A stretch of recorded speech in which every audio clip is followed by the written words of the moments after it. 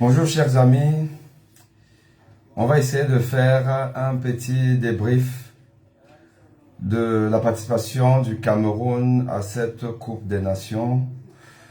Je vous donnerai mon modeste point de vue, dans le calme, sans passion, une analyse froide, un peu chirurgicale, de ce que je pense du Cameroun vu de l'intérieur, enfin quand je dis de l'intérieur, vu du champ de bataille, c'est-à-dire à partir du stade, les matchs, parce que j'ai eu la chance de voir tous les matchs du Cameroun.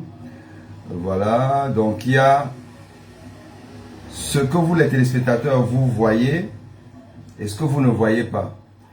Les petites coulisses, les petites attitudes des uns et des autres, des attitudes qui sont en dehors de votre champ visuel, parce qu'en dehors de ce que les caméramans officiels vous montrent, le comportement des uns et des autres, mais aussi d'ailleurs l'ambiance dans les gradins, car un match de foot ne se joue pas que sur le terrain. Un match de foot se joue sur le terrain, en dehors du terrain, par les acteurs, ceux qui sont sur la pelouse, ceux qui sont sur le banc de touche, les coachs, voilà, leurs attitudes, mais aussi ce qu'on a toujours appelé le 12e homme. Le 12e homme, c'est-à-dire les spectateurs dans les gradins. Ils ont un rôle important. Et selon le comportement des spectateurs, d'ailleurs, on peut jauger la forme d'une équipe. Puisque la forme d'une équipe, le potentiel d'une équipe va se traduire par l'enthousiasme ou le manque d'enthousiasme de ses supporters, des spectateurs. La façon avec laquelle ils entrent au terrain, ils animent tout un match, avant le match, pendant le match, et peut-être même aussi un peu après le match. Donc tout ça, nous allons un peu essayer de parler de ça. Le temps de laisser peut-être quelques personnes encore se connecter.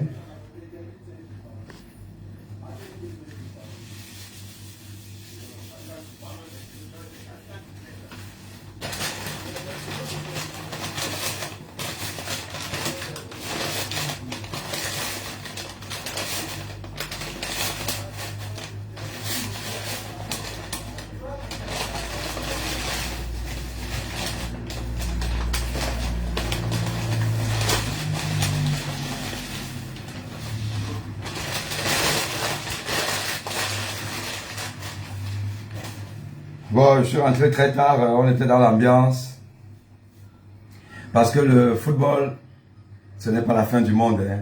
À un moment donné, je vais demander aux Camerounais, allez, baisser la pression, ce n'est que du football. Il y a plus important que ça.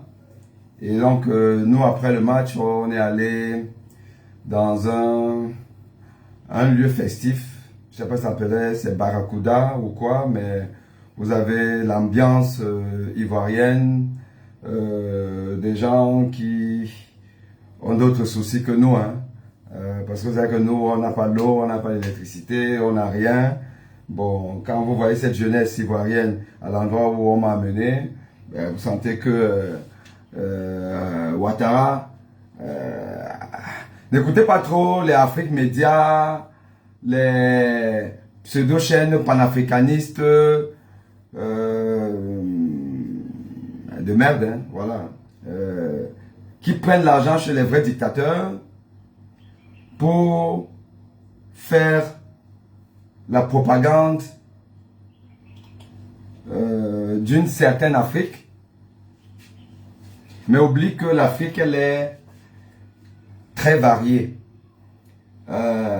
avec des enjeux qui sont finalement très divers,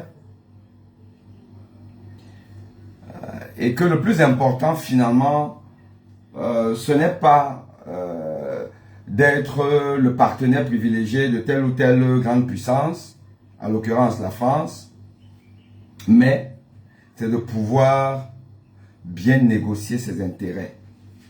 Bien négocier ses intérêts pour développer sa nation, son peuple.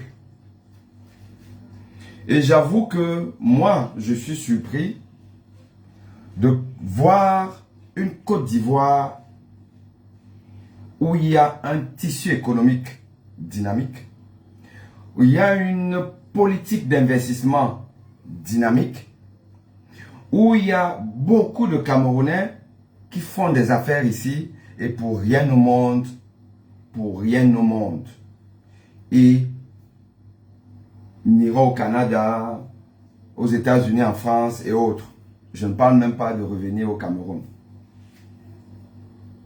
Là, je venais de faire des courses. J'ai acheté plein de trucs dans un supermarché qui n'est pas loin de la résidence où j'habite. Joyso, je ne sais pas trop comment, mais il faut que je fasse ça. Je vais aller faire des photos pour faire la publicité de ce Camerounais dynamique, un gars très serviable, très gentil, qui m'a abordé. J'étais juste en face de son supermarché quand j'attendais le taxi pour aller à la gare UTB, prendre mon bus pour aller à Boaké. Je pense que c'est quand je partais à Boaké, ouais. Il m'a abordé, il m'a salué, on a discuté parce que j'avais le maillot du Cameroun, lui-même il avait le maillot du Cameroun. Et il m'a aidé, il a demandé à un de ses employés de me trouver rapidement un taxi. Très gentil. Quand je suis revenu dans le monsieur, allé le voir, on a discuté et il m'a dit il en a trois. Trois supermarchés, dont un qui est encore plus grand. Il m'a dit, monsieur Boni, ici là, c'est le paradis. Fiscalement parlant, franchement, la Côte d'Ivoire, c'est the place to be pour faire des affaires. J'ai ouvert mon cabinet, ma structure, peut-être 2 mois ou 3 mois après, je suis allé aux impôts pour dire que, bon, écoutez, combien je dois vous payer? Les gens m'ont regardé comme un extraterrestre. Ils me disent, attendez, vous voulez payer quoi? Vous n'avez pas encore fait 6 mois, vous dites que vous avez quoi à payer? Ils disent, allez travailler. C'est ça la Côte d'Ivoire. C'est ça la Côte d'Ivoire. Voilà. Bon, c'est un petit écart pour revenir au football. Pour revenir au football et la prestation des Lions, des Indomptables. De manière générale, j'entends parler, oh, démission, oh, il doit démissionner, oh, machin truc. Personne ne dit que son Banak est un bon entraîneur. D'ailleurs, il vous a dit qu'il n'est pas entraîneur. Il vous a dit que lui, il est manager sélectionneur. Donc lui, il sélectionne seulement les joueurs et après, il y a quelqu'un qui coach. Donc, c'est lui qui a sélectionné cette équipe nationale-là, ces joueurs-là, et qui a laissé certains joueurs. Il en a pris d'autres. Il a par exemple laissé Choupo-Moting pour prendre Wilfried Nathan Douala, qui a eu pour seul rôle d'animer le vestiaire. C'est aussi important. C'est important de chauffer le vestiaire. Ça, on le sait, on l'a vu. Bon. Mais si le seul rôle d'un joueur, c'est de porter des baffes, de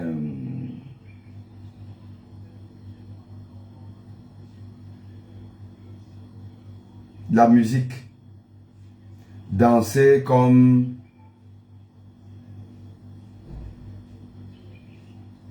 un joueur ne devrait pas danser. Parce que la débauche d'énergie de Nathan Douala à gesticuler comme il gesticulait là. Imaginons que par extraordinaire, qu'on veuille même le faire entrer au terrain, il ne sera pas déjà fatigué. Tel qu'on le voit danser là. Bon, c'est un choix du sélectionneur Banak. Donc, il assume qu'il a fait cette sélection. Une sélection qui est à l'image du Cameroun. À l'image du Cameroun, c'est-à-dire qu'au Cameroun, nous ne produisons que des personnes incapables de bien nous diriger. Et nous avons donc produit des joueurs, nous avons sélectionné des joueurs qui sont incapables de faire respecter l'image du Cameroun. Une image écornée, une image ternie, une image pathétique. Toutes les nations, tous les citoyens des pays participants à cette CAN que moi j'ai rencontrés nous disent, vous n'avez plus d'équipe. Vous ne faites plus peur. Et nous savons que nous ne faisons plus peur. Nous ne faisons plus peur. Comment voulez-vous qu'on fasse peur lorsque nous avons une politique de formation de nos joueurs qui est défaillante? Où on est obligé d'aller faire le tour du monde, même jusqu'à, je ne sais pas trop quel pays, au Laos. Une fois qu'on a entendu que il y a un joueur qui claque des buts dans le championnat du Laos, on va là-bas, on le prend, il vient jouer. 90 minutes, aucun tir cadré. 90 minutes, l'avant-centre du Cameroun, Magri, a passé son temps à barrer les défenseurs adverses. Magri a passé son temps à barrer les défenseurs adverses. Ngama lui a passé son temps à se dribbler lui-même. On n'a même pas besoin d'aller essayer de faire la pression sur Ngamaleu. Il se dribble lui-même. Toko Ekambi, bon, écoutez, vous savez, hein, il joue dans un club qui lutte contre la relégation dans le championnat des retraités qu'on appelle l'Arabie Saoudite. Ne lui demandez pas plus que ce qu'il a fait. Ce n'est pas possible. Donc, on n'a plus de joueurs. Et je crois que à peut-être 4 exceptions près, nous avons la meilleure sélection du Cameroun. Ça veut dire que le football camerounais est malade. Est malade de ses dirigeants, malade de ses joueurs, malade de sa politique. Prenons un peu de manière individuelle les gardiens de but. Aujourd'hui, j'entends, oh, on doit, oh, il joue où, oh, vous avez dit que, oh, il est bon, oh, c'était Onana. Il y a encore une semaine, on disait le contraire. Oh, Onana, oh, prendre un jet privé pour venir encaisser 3 buts. Donc, ça veut dire une chose. Ondoa, Fabrice Ondoa, André Onana, c'est bonnet, blanc, blanc, bonnet. C'est bonnet, blanc, blanc, bonnet. Et moi, j'ai envie de vous dire qu'on fait de manière intuitive. Si Onana avait joué contre la Gambie, je crois qu'il y a des balles de but enlevées par Ondoa qu'on en aurait encaissé. Parce que Onana, dans des balles de but, un ballon qui doit entrer mais qui n'entre pas, il n'est pas bon. Ondoa est bon dans ces actions-là. Mais maintenant, il pêche aussi dans d'autres actions. Donc, finalement, ce qu'on doit retenir, c'est que nous n'avons plus ces gardiens mythiques que le Cameroun a souvent connus et produits. Il fut une période où on avait, en même temps, avec une nation du Cameroun, 3 gardiens de classe mondiale. Thomas Kono, Joseph Antoine, Songo, Jacques. Les 3 jouant dans les meilleurs championnats d'Europe. Bell en France, Songo et Thomas Kono en Espagne. On a connu ça. Mais aujourd'hui, on n'a plus ça. Il faut le reconnaître. C'est pas la peine de rentrer dans les insultes, les attaques de personnes. Voilà. Non. Ils font ce qu'ils peuvent. Mais sauf que ils ne font pas beaucoup. Un instant.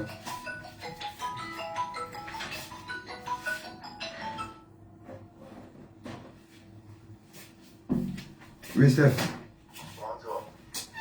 Ah, je suis là. Ah bon, hein?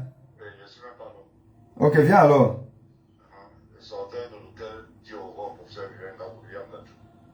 Ah, il est parti. D'accord, d'accord. Ok, viens, viens. Tu vas m'attendre de vouloir faire des omelettes là. Ça marche. Tout à l'heure. Non. Les gardiens de but, voilà. On ne peut pas dire qu'on a oublié un très grand gardien camerounais. C'est ceux-là que nous avons. La défense. Christophe Roux. Excusez-moi. J'ai fait un post où je dis que la CAF a été complice de notre défaite parce que lors du match Cameroun-Gambie, a élu Christophe Roux meilleur joueur du match. Bah, déjà que moi, j'ai pas l'impression que Christophe Roux, certes, il a marqué un but. Mais on regarde seulement les buts marqués. On regarde les buts enlevés. On doit enlever au moins 3 buts. Au moins 3. C'est-à-dire qu'en réalité, on aurait pu être à 5 contre 3. Pour moi, on doit être le meilleur joueur du match contre la Gambie. On a donné à Christophe Roux. Bon, on l'a recensé maintenant, il s'est cru très bon. Christophe Roux contre le Nigeria. Tu ne peux pas être dernier défenseur et tu essaies de faire le malin. Tu ne peux pas être avant-dernier défenseur, tu essaies de faire le malin. Il l'a fait plus d'une fois. Quand j'ai dit ça, les gens disent, oh, c'est Omar Gonzalez qui a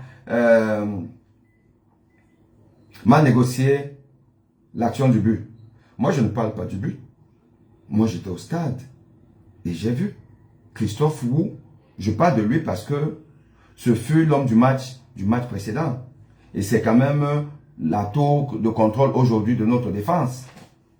Il a plus d'une fois fait un contrôle de trop alors qu'il est défenseur et il a quand même en face de lui Osimhen.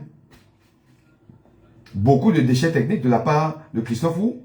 Moi, je ne parle pas d'Omar Gonzalez parce que déjà, moi, je ne le connaissais même pas. Je ne sais pas tout qui c'est. Je ne sais même pas où il joue. Voilà. Ça, c'est les joueurs de notre manager sélectionneur. Je ne sais pas. Je parle d'Omar Gonzalez. Oui, hein. Je fais un petit direct là. C'est toi. Je parle d'Omar Gonzalez. Non. Je parle de Christophe Roux. Christophe Roux, plus d'une fois, il a voulu faire un contrôle de trop. Dos tourné vers son gardien. Il a dans son dos un attaquant nigérian, dont Osimhen. Osimhen qui est un attaquant, on n'en connaît plus beaucoup comme ça là. Nous, quand nous étions jeunes, on a connu un attaquant qui a joué dans un club qui dérangeait beaucoup les cadors, qu'on appelait Lion de Yaoundé. Il y avait une équipe qui s'appelait Lion de Yaoundé. Dans Lion de Yaoundé, vous aviez par exemple 3 joueurs connus qui étaient même des internationaux, dont celui dont je veux parler, qu'on appelle Djengwe. Djengwe. C'est dans Lion de Yaoundé que vient Kam Gachapoussi. Pour les gens de ma génération, quand je dis ça, on sait qui c'est. Kam Gachapoussi, très bon milieu du terrain. C'était la doublure de Mbida Arantes, l'équipe nationale du Cameroun. Titulaire dans Union de Douala, champion d'Afrique avec Union de Douala, coéquipier de Bel Joseph Antoine et de Doumbelea. Kam Gachapoussi. Il vient donc de Lyon de Yaoundé, où il y avait un autre joueur qu'on appelle Owanja, international aussi, et Djengwe. Djengwe, c'était un avant-centre. Il était mince, avec une poitrine bombée, très teigneux. Ce mec, il ne te lâchait pas, toi le défenseur. Osimhen fait pareil. Osimhen, mais ne t'amuse pas à dire que tu fais le malin, que tu veux un peu contrôler le ballon. Quand Osimhen est en train de foncer sur toi, mais tu le libères. On a vu Wo Christophe mettre la défense et le gardien en difficulté plus d'une fois à cause de ça. Parce qu'on a dit que meilleur joueur contre la Gambie. Voilà un peu les joueurs camerounais. Un jour, N'Cham, bon, N'Cham a fait ce qu'il a fait, bon, mais beaucoup insignifiant sur le fond, parce que mangé par un milieu du terrain nigérian conquérant. Je vous avais dit que ce match-là, ce sera la bataille du milieu du terrain. L'équipe qui va gagner la bataille du milieu du terrain va gagner le match. Et on a vu. On ne voyait que les Nigériens. Le capitaine camerounais, coéquipier d'Osimhen à Naples, ben, n'a pas pu hisser son niveau. Est-ce parce que les coéquipiers n'étaient pas au niveau? Peut-être. Peut-être. Mais le fait est que sans un grand milieu de terrain, vous ne pouvez pas gagner un match comme celui-là. Vous ne pouvez pas gagner un match comme celui-là. Et ça s'est vu. Voilà. Maintenant, vous partez à l'attaque. Magri. Voilà. Il a couru partout. Il est généreux. Il n'y a pas de problème avec ça. Mais il n'a que ça pour offrir. Il n'a que ça pour offrir. Il n'a pas plus que ça. Alors maintenant, c'est là où on revient à son Banak, le sélectionneur. Oui. Parce que quand tu prends Aboubakar, c'est ton titulaire. Ok. Mais tu dois anticiper. Tu dois te dire qu'Aboubakar, à 42 ans passés, ça se blesse facilement. Une compétition, si on veut aller loin, il faut avoir une profondeur de banc. La profondeur de banc, tu mises sur Magri. Tu laisses Choupo-Moting. Bon, écoute, tu fais ce pari. Mais sauf que le pari, il est perdant aujourd'hui. Donc, on ne pleure pas. On ne pleure surtout pas. Ok? Parce que Magri, moi je ne sais même pas où il joue, mais tu ne gagnes pas une Coupe d'Afrique avec lui. Vous allez me dire que au Gabon, on a quand même gagné avec des joueurs, j'aime oublier leur nom, parce qu'ils étaient tellement insignifiants. Mais bon, le problème c'est que le hasard ne se répète pas tout le temps. Et voilà. Maintenant, moi, mon flop, ma déception, c'est Nkoudou. Nkoudou, le numéro 11. Allez sur ma page, vous allez voir que lors du premier match contre la Guinée, à un moment donné, parce que c'est des joueurs que je ne connais pas trop, lui, celui-là, je ne le connaissais pas. J'ai fait une capture d'écran, j'ai posé, demandé que le 11, si c'est qui. C'est après que j'ai appris que c'est lui qu'on appelle Nkoudou. Quand vous voyez Nkoudou jouer, vous sentez que, techniquement, il est bon joueur. Et il fut un bon joueur, techniquement parlant. Oui, Jeannot dit que c'est le milieu du terrain du Cameroun qui n'a pas été bon. C'est ça, Mzambo, Cham, Kemen, Neyu, Douala et Lio sont des milieux relayeurs en club. Ouais. Ouais. Mais on a vu Zambo Anguissa lever un peu son niveau lors du deuxième match contre lors de la deuxième mi-temps contre la Gambie. Il a élevé un peu le niveau. Il a même élevé le niveau. Et ça s'est ressenti. Mais tu ne peux pas toujours tout seul. Et quand effectivement, de manière naturelle, tu es un milieu relayeur que Zambo Anguissa est. Zambo Anguissa, il a souvent fait ce qu'on appelle un dépassement de fonction. Mais quand tu le fais dans des clubs où ça joue, comme à Naples, ou comme quand il était en Angleterre, oui, tu peux. Je tiens à vous rappeler que N'Golo Kanté, c'est un milieu récupérateur. Mais il a souvent fait des dépassements de fonction, surtout quand il était à Leicester et même à Chelsea. Parce que, mais tu es entouré que de maestros, des gens qui te font jouer. Et vous avez souvent le ballon. Mais, quand vous n'avez pas le ballon, quand vous êtes dominé, comme le Cameroun a été dominé, la bataille du milieu de terrain, mais il faut avoir un niveau technique et une culture technique de domination de l'autre, de maîtrise de la balle. Vous devez avoir tout ça pour que même quand vous tanguez, c'est vous qui dites donnez-moi le ballon. Et quand on vous donne le ballon, avant que le gars n'arrive, vous avez déjà tué le ballon. Quand vous avez tué le ballon là, en fait, vous avez déjà vu ce que vous faites avec. Il fait un pas de plus. Par votre gestuelle, vous avez pris le sens inverse de là où il vient. Et il est passé. Et vous prenez comme ça là 2-3, vous avancez. Vous créez un surnombre pour votre équipe. Avec des joueurs assez moyens. Voilà comment l'Argentine devient champion du monde avec Maradona. L'Argentine devient champion du monde avec Maradona qui a une équipe moyenne, très moyenne. Mais il était tellement au-dessus du lot. Mais Zamboanguis, ça ne peut pas être au-dessus du lot. Zamboanguis, ça n'est pas meilleur que les joueurs nigérians qu'on a vus. Les gars qu'on a vus, Iwobi et autres au milieu du terrain. Il est aussi bon que eux, il n'est pas plus bon que eux. Il ne peut pas être au-dessus d'eux. Donc vous ne pouvez pas donc jouer avec des coéquipiers moyens. Les Ncham, les Kemen, les Gonzalez et tout. Des joueurs moyens. Et vous demandez à Zamboanguissa d'être décisif. Il ne peut pas. Il n'est pas fait pour. Non.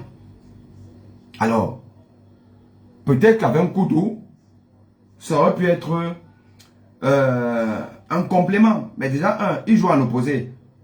Nkoudou joue à gauche. Zamboanguis était plus porté vers le côté droit. Et encore qu'il reculait beaucoup. Donc, il n'y avait pas vraiment de lien entre les deux. Mais le problème même n'est même pas là. Nkoudou, technique 7, mais trop de déchets. Trop de déchets parce qu'il veut porter le ballon plus que ses facultés aujourd'hui ne le lui permettent. Donc, on lui a pris beaucoup de ballons. Et il a souvent eu des dernières passes pas réussites. Et pire encore, pour moi, c'est là aussi je reviens quand même à la faute de l'entraîneur. Enfin, entraîneur maintenant, je ne sais pas si c'est son ou bien c'est office. Hein, parce que j'avais une publication où on montre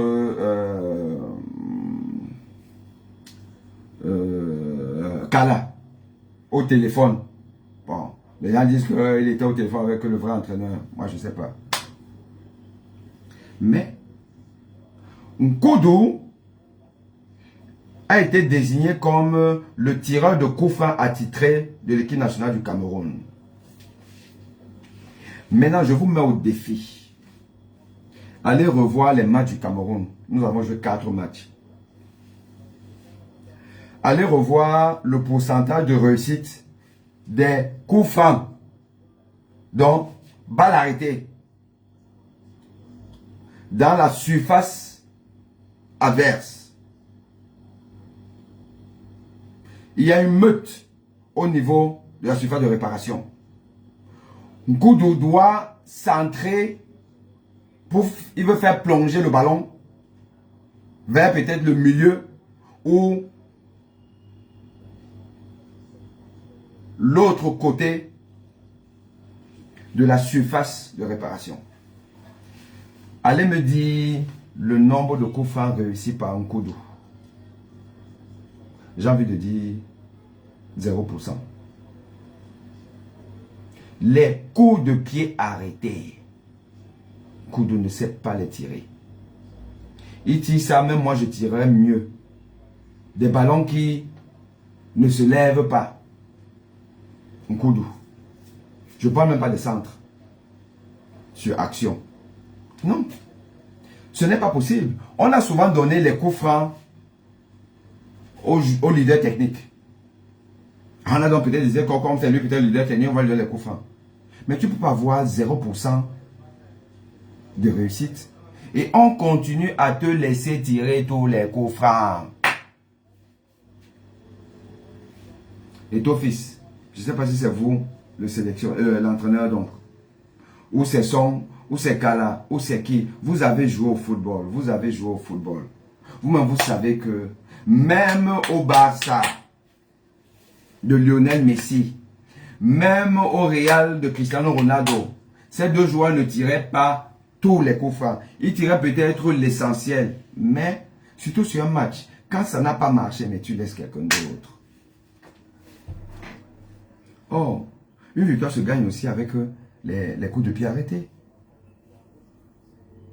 Donc, et vous voyez que ce mec a joué tous les matchs. Il a fini tous les matchs. Ça veut dire qu'il n'y avait personne balle de touche. Donc, voilà notre comme ça là. Voilà notre finale là. On n'a pas un autre joueur comme Koudou. Choupo-Moting ne pouvait pas venir et puis se débrouiller même. Hein. Non, on a dit que non, il n'a pas le niveau. Même Koundé Malon. Koundé Malon. Koundé Malon qu'on a souvent vu là. Quand il l'a entre eux, il fait quand même quelque chose, on voit. On a dit que non, Koundé Malon, il n'est pas bon. Il n'est pas bon. Il n'est pas bon. Il faut qu'on le laisse. Ça nous suffit comme ça d'aller avec Cham, Kemen. Kemen même quand on nous avait dit que oh Kemen c'est... Non, comme il n'était pas contre le Sénégal au match amical là. On a dit que oh c'est qui nous a manqué Kemen. Quelqu'un a finalement fini au banc de touche. Quand on cherche nos joueurs locaux du championnat, on crée une équipe. Hein?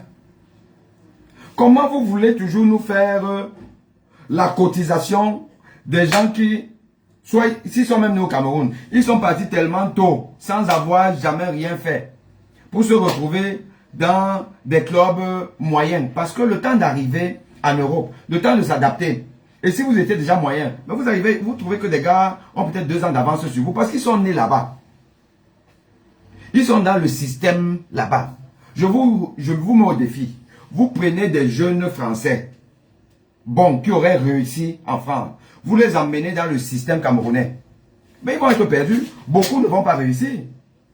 Parce que l'homme est le produit de son milieu. L'homme est le produit de son milieu. C'est pour ça que moi, je prône l'interdiction de la sortie des footballeurs africains avant l'âge de 25 ans. Vous jouez d'abord localement. Vous devenez des grands joueurs localement, internationaux localement. Et parce que comme vous jouez ensemble, vous créez nos statures. Vous créez nos statures. Comme on voit ces petites nations de Yémen. L'Angola, la Namibie, le Cap-Vert, la Mauritanie. Vous n'allez pas entendre qu'ils ont des joueurs partis de chez eux très tôt, ils jouent dans Manchester. Non, des joueurs non-name. Mais c'est qu'ils ont joué ensemble depuis leur jeunesse. Comme à l'époque des vrais lions indomptables. C'est ça. Bon. Donc on a fait le pari de se dire que non, on va avec Abouchou et puis Maclé sont remplaçants. Bon, Abouchou se blesse. Abouchou se blesse. Vers le 13, on dit que oh non, c'est une petite blessure. Il va vite guérir. Oui, le garder dans la tanière, ce n'était pas une mauvaise chose. Ne serait-ce que pour son rôle de leader. Ok. Mais nous sortis des communiqués du genre, non, c'est juste quelques jours et tout, c'est sans gravité, il va jouer. Moi, je vous avais dit que la compétition d'Abouchou est terminée. Je vous l'avais dit. Je vous l'avais dit, pas parce que finalement, on devrait, on allait être vite éliminé et puis bon, en un jour, il ne peut pas guérir. Non. Parce que même si on restait là, beaucoup plus longtemps, jusqu'en quart de finale, voire demi-finale, moi, je vous avais dit que Aboubakar Vincent, pour être utile à l'équipe nationale du Cameroun, c'est en demi-finale. le 7 février. Je vous l'avais dit. Et je partais sur des médicaux. On dit, oh, machin, tout là. Oh, il s'entraîne déjà. On le voit, machin, tout là. Je vous avais dit que quand vous avez commencé à voir Aboubakar Vincent trottiner, faire des efforts, on appelle ça là, la rééducation. C'était un malade qui se rééduquait pour revenir en compétition. Ce n'était pas un joueur qui n'était plus malade, qui était guéri et qui maintenant a repris la compétition. Je vous avais dit ça. Les gens veulent toujours faire des dépassements de fonctions. La médecine, c'est de la science. La science, on ne triche pas en science. Nous, en science, il y a des choses qui sont codifiées parce que des études ont été menées. Maintenant, on va me dire, oh, tu avais dit que il ne va pas jouer. Il a dit la liste. Oh, il est en train de se chauffer et tout. Moi, j'ai fait des vidéos sur le terrain, sur Aboubakar Vincent. Et je vais vous faire un petit enseignement médical pour vous expliquer que l'Abouabakar Vincent que j'ai vu s'échauffer, c'est un Abouabakar Vincent qui était à 20%, voire 30% de ses capacités. Et d'ailleurs, vous avez vu qu'il a joué 20 minutes. 20 minutes sur 90. 90 minutes plus les prolongations et tout ça là. Donc presque, c'est 20%. Aboubakar a joué 20% de temps d'un match où normalement on ne gagne pas le Nigeria sans nos meilleurs. Et Aboubakar fait partie de nos meilleurs car c'est notre meilleur attaquant. C'est un peu comme si vous demandez au Nigeria de gagner contre le Sénégal avec Osimhen qui a 20% de ses capacités. Maintenant la question qu'il faut se poser, est-ce que 20% d'Aboubakar dépasse un joueur en pleine possession de ses moyens et qui a un niveau technique correct comme Choupo-Moting? Moi, c'est la question que je vous pose. Est-ce que, je répète la question, 20% d'Aboubakar sont-ils meilleurs que 100% de Choupo-Moting? Répondez à ma question. Donc quand je vous disais que Aboubakar ne peut pas jouer, on joue pour gagner. Hein. On ne joue pas pour marcher sur le terrain, pour courir un peu, pour ne pas être dangereux. Parce qu'Aboubakar est entré, on a vu. On a vu. Et c'est normal. Vous sortez de 2 semaines d'arrêt pour une lésion musculaire. Une lésion. Je ne parle pas d'un traumatisme sans lésion. Je vous parle d'une lésion. La lésion, ça veut dire qu'il y a eu discontinuité des fibres musculaires avec inondation du sang, donc hématome. C'est 3 semaines de repos au moins. Si on est optimiste. Mais idéalement, c'est 4 semaines. 4 semaines, ça veut dire que c'est la finale. Alors maintenant, venez donc jouer une finale. Quand vous êtes resté donc 4 semaines sans être compétitif, vous allez jouer contre des gens qui ont des muscles préparés, en forme. Vous ne pouvez pas. On a vu ça en Coupe du Monde 2002 avec Zidane, la cuisse de Zidane. La France a retenu son souffle à cause d'une blessure musculaire de Zidane à la cuisse. Mais c'est Zidane, notre Abouchou. Donc on ne peut pas dire que Zidane ne va pas jouer, même moralement. Mais il a joué. Ça a donné quoi? Ça a donné quoi? La France a été sortie au premier tour. Donc, je suis désolé pour vous, j'avais raison. Abouchou ne pouvait pas jouer. Sa compétition était terminée. Parce que ce qu'il a joué là hier, ce n'est pas joué. Hein. Ce n'est pas joué. On a vu. Il n'a été dangereux aucune fois. Or, en pleine position de ses moyens, au Gabon en 2017, Abouchou, quand il entrait, il faisait ce que Roger Mila fait en 1990. Roger Mila en 90, il n'a pas besoin de plus de 30 minutes. Hein. Parfois, c'était 25 minutes. On voit ce qu'il faisait. Parce que quand tu es en pleine position de tes moyens, ça se sent. Et quand tu ne l'es pas, tu joues psychologiquement déjà, tu es un peu bloqué. Et on a vu Abouchou. Ce qu'il a fait là, c'est un entraînement pour se dire que bon, en cas de finale, je serai déjà à 60%. Donc je vais passer de 20% à 60% en cas de finale. Voilà. Avec 60%, on peut déjà jouer. Et si par extraordinaire, on passe en demi-finale, je suis à 80%. Bon. Mais tout ça, en ne jouant pas tout le match. Pour jouer donc la finale. Ça, c'est ce que la Fédération camerounaise de football, le staff médical devrait dire en toute honnêteté. Si on veut être honnête, c'est ce qu'on devrait expliquer. Et c'est ce que les journalistes camerounais auraient dû expliquer, communiquer. Mais pour communiquer, un bon journaliste va s'informer. S'informer pour informer au risque de désinformer. Moi, c'est ce que j'ai toujours dit. C'est la triptyque. S'informer pour informer au risque de désinformer. Combien de journalistes camerounais sont allés vers les spécialistes de la médecine du sport pour expliquer le cas Aboubakar Vincent? Combien? La paresse qui anime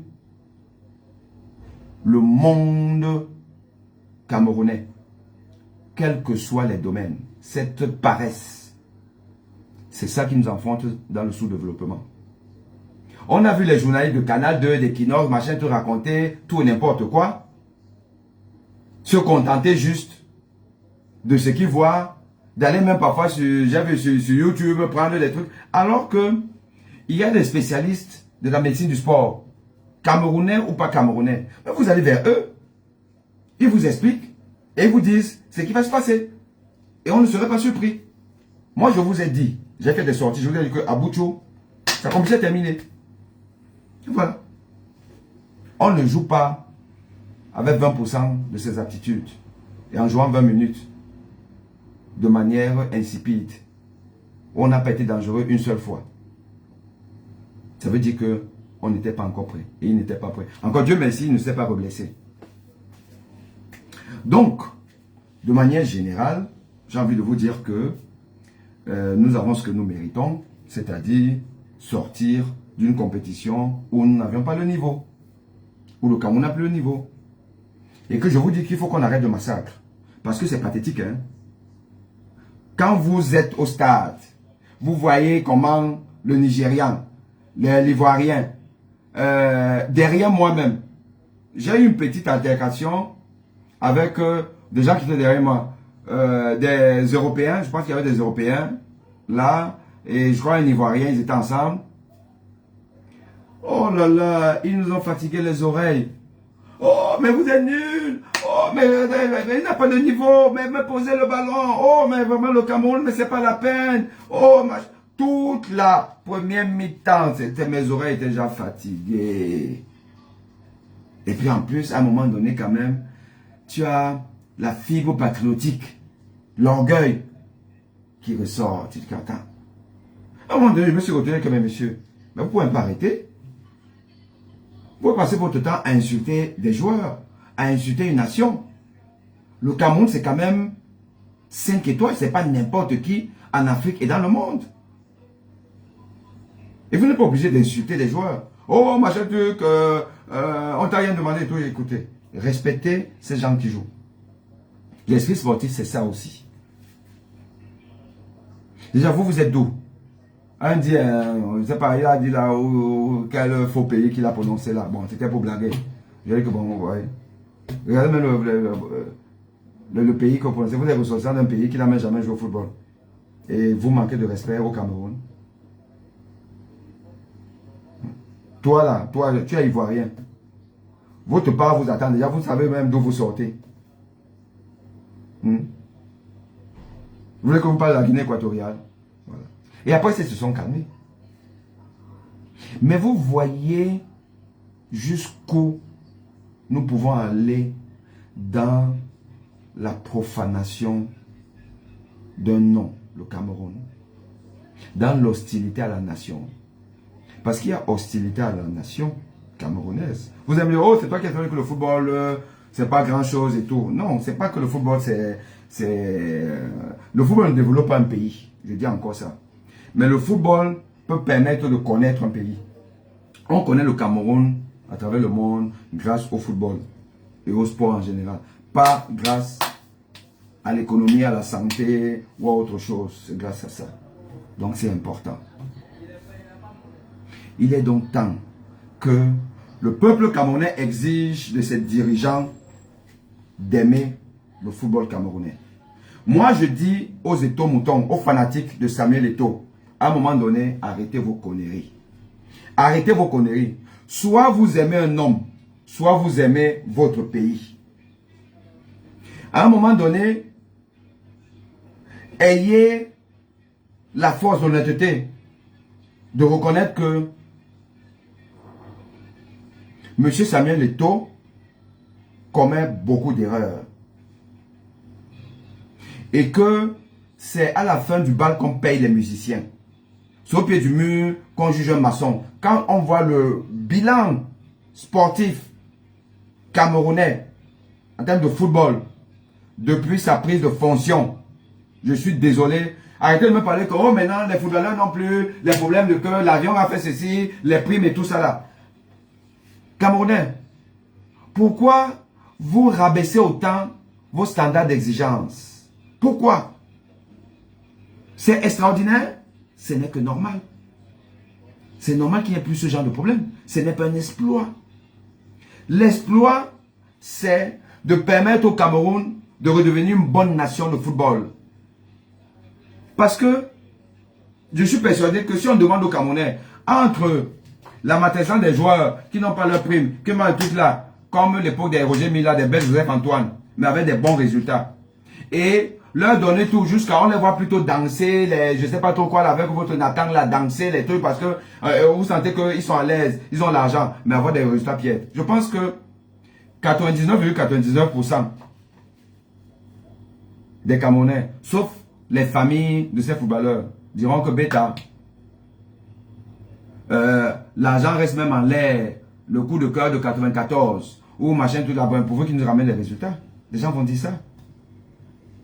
C'est pour dire quoi? C'est pour dire que ce n'est pas une fin en soi.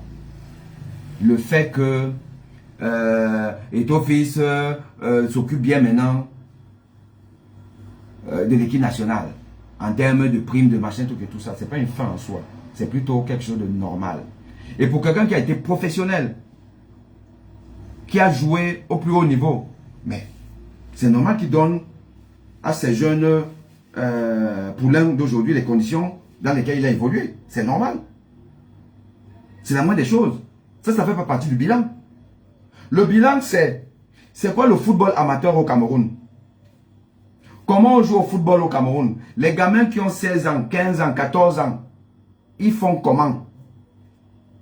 Les clubs amateurs, les présidents là, comment ils font? Ils prennent l'argent où? De leur poche, déjà devenu troué. Comment on fait pour avoir un championnat amateur de ligue départementale, ligue de district et tout ça? Comment on fait pour avoir un championnat qui est tel que les gars qui sortent de là, qui vont maintenant alimenter l'élite Tour et l'élite One, vont permettre à un club camerounais d'atteindre au moins les demi-finales des coupes de la Confédération africaine. On n'a plus ça. Le seul club qu'on attend que Coton partout, on doit même interdire à Coton de gagner le championnat ou de gagner la coupe. Parce qu'ils partent toujours là-bas et ils font toujours l'indemne. Ils rentrent toujours. Parce qu'il n'y a pas le niveau. Les joueurs ne sont pas bons. Parce qu'ils sont mal formés. Et quand moi je m'offusque en tant que président d'un club de ligue départementale, que ce n'est pas normal qu'on ne finance pas le foot. Oh, mais oh, machin, truc, là, ton fils a donné, c'est combien de millions? On vous dit peut-être qu'il a donné 300 millions au football amateur. L'escroquerie. Une énième escroquerie. De la FECAFOOT. Diviser 300 millions par plus de 1000 clubs amateurs. Vous-même divisez. Vous voyez ce que ça donne. Et je tiens à vous rappeler que par saison, moi, ma première saison, j'ai dépensé au minimum, je dis bien au minimum, j'ai dépensé 18 à 20 millions de francs CFA pour mon club, Renaissance Club de Douala. Divisez maintenant vos 300 millions là par 1000. Il y a combien? Ça vous donne combien? Vous pouvez faire quoi? Il faut payer le taxi des jeunes pour venir s'entraîner. Il faut leur donner un petit truc. Parce qu'ils ont faim. Il faut payer des entraîneurs. J'en avais 3. Un entraîneur principal, un adjoint, un entraîneur des gardiens. Il faut les payer. Parce que eux, c'est leur boulot, c'est leur salaire. Il faut acheter des équipements. Il faut louer les bus pour partir faire des matchs. Il faut tellement de choses. Et quand le joueur aime Amala, vous devenez son père. Hein. Quand vous êtes entraîneur d'un club amateur, vous devenez le père de vos joueurs. Hein. Ils ont un petit problème, c'est vous. Et tout ça, Monsieur Eto'o-Fils et sa fédération disent qu'ils donnent l'argent à Mbro va arranger ça et tout ça. Là. Ils amènent les influenceuses et les influenceurs au Qatar. On abandonne le football amateur. Et vous voulez avoir une équipe nationale. Vous ne pouvez pas avoir une équipe nationale. Je suis désolé. Si on ne reconstruit pas le football camerounais dans sa profondeur. Or, je veux dire donc que vous, ces fanatiques d'Eto'o-Fils, bon Dieu, il a joué au football. Il a fait beaucoup pour le Cameroun. Mais il est dirigeant. Et il est le dirigeant qui dirige mal. Il faut avoir le courage de le dire. Soit vous l'aimez, soit vous aimez le pays.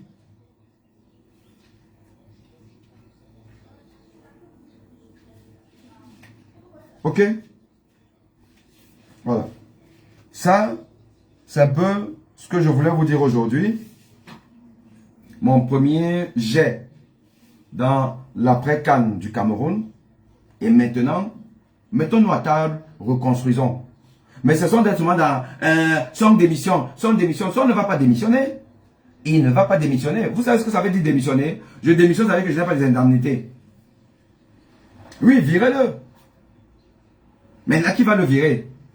C'est le président Africa Foot? C'est le ministre? C'est qui? Bon. Disons par exemple que c'est le président Africa Foot qui va le virer. Par rapport à quoi? Il a fait quoi où Eto'o-Fils n'est pas co-responsable? Si ce n'est pas le responsable en chef, expliquez-moi. Qu'est-ce que Son a fait que ce n'est pas Eto'o qui est responsable de ça? Donc, vous êtes en train de demander à Eto'o de démissionner. Bon. Maintenant, si vous demandez à Eto'o de démissionner, j'ai envie de vous dire, demandez à Paul Biya de démissionner. Demandez à Paul Biya de démissionner. Parce que le bilan d'Eto'o est meilleur que le bilan de Paul Biya. Vous ne pouvez pas demander donc à Eto'o de démissionner et laisser Paul Biya. C'est pas cohérent. Et d'ailleurs, ils vont vous dire qu'il y a démissionné au Cameroun. Dis donc, les gars, arrêtez vos conneries là. On a un pays qui est dans l'UNDEM. On est dans l'UNDEM. C'est tout. Venez en Côte d'Ivoire pour comprendre que le Cameroun est dans l'UNDEM. On accepte ça et puis on se dit, bon, pourvu que mes enfants grandissent. C'est tout. Donc vous avez sauf que ne pas voir vos enfants grandir. Parce qu'avant qu'ils ne naissent même, vous-même vous ne serez plus là. Ok? Voilà.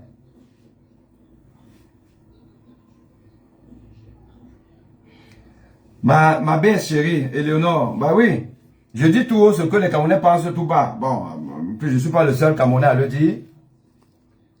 Voilà.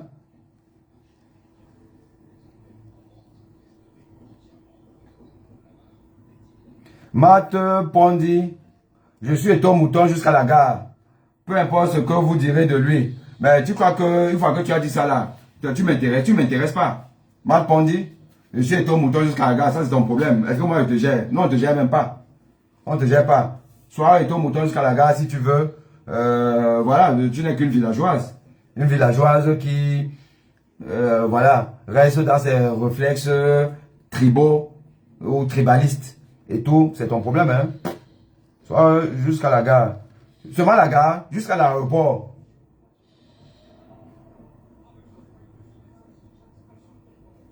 Non, non, non. J'ai pas oublié que j'ai un invité au salon. J'ai pas oublié. De toute façon, j'ai terminé avec vous. Et je vous dis à très très bientôt, les amis. Allez. Surtout, calmos. C'est là que le football.